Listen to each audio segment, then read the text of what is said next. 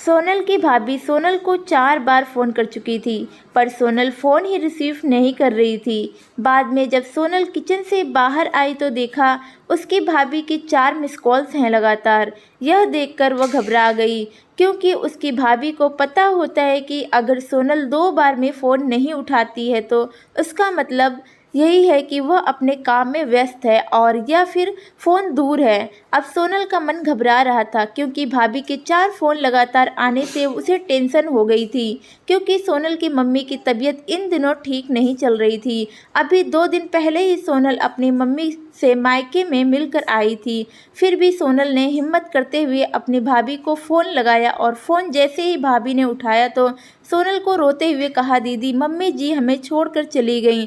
रात को अच्छे से सोई थी। सुबह आपके भैया और मैंने खूब उठाने की कोशिश की, पर वो नहीं उठी। तब हमने डॉक्टर साहब को बुलाया, फिर उन्होंने बताया कि मम्मी जी अब नहीं रही। दीदी आप घर जल्दी से आ जाओ। इतना सुनते ही सोनल की आंखों से आंसू बहने लगे। पापा तो पहले ही उसे छोड़कर जा चुके थे और अब मम्मी भी नहीं रही। सोनल तो बिल्कुल बेहोश हो चुकी थी। अब सोनल ने रोते रोते यह बात उसके पति को बताई तो सचम ने उसे संभाला और उसे जल्दी से कार में बिठाया मायके ले गया। सोनल जैसे ही अपने घर पहुंची तो अपने माँ के शरीर को देखकर उसे लिपट गई और खूब रोई। आखिर सचम ने उसे किसी तरह समझाया और माँ का अंतिम संस्कार किया। सारे विधि विधान होने के बाद भी सोनल की रुलाई रुक ही नहीं रही थी। उसकी माँ की बहुत याद आ रही थी। तब सोनल की मौसी ने उसे आंसू पोंछते हुए संभाला और कहा, सोनल बेटा ऐसे दुखी मत हो। दीदी नहीं रही तो क्या हुआ, मैं हूं ना तेरी मौसी। मेरे घर भी तेरा मायका है। तेरा जब दिल करे तब आ जाना अपने मौसी के पास। वैसे कहते तो है ना कि मौसी का मतलब माँ जैसी। बेटी मैं तेरा दर्द समझ सकती हूँ। वैसे तेरे पापा तो पहले ही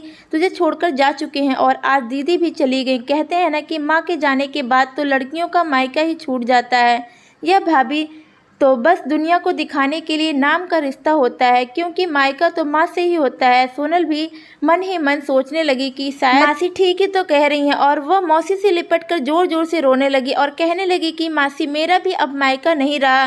तभी सोनल की भाभी दूर बैठी दोनों की बातें सुन रही थी। पहले तो भाभी ने सोनल को चुप कराया और फिर उसे दिलासा दिया। फिर भाभी ने मौसी से कहा कि मौसी जी आपने ऐसे कैसे कह दिया कि मायका केवल माँ से ही होता है। मैं मानती हूँ कि माँ का स्थान कोई नहीं ले सकता, लेकिन अभी दीदी और भैया भाभी जिंदा हैं और जब तक दीदी का मायका हमेशा बना रहेगा। और मैं पूरा कोशिश करूंगी कि दीदी के मम्मी जी की तरह प्यार और सम्मान देने की, और दीदी जब तक चाहें तब तक यहाँ रह सकती हैं।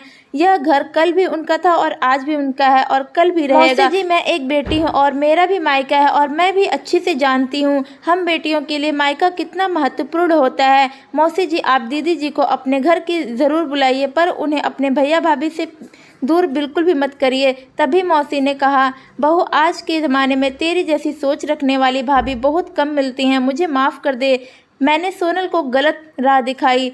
तभी सोनल अपने भाभी से गले लिपटकर बोली, भाभी आज आपने मुझे विश्वास दिला दिया कि भाभी भी माँ के समान होती हैं, और मैं संतुष्ट हूँ कि जब तक आप और भैया हो मेरा मायका सदा बना रहेगा।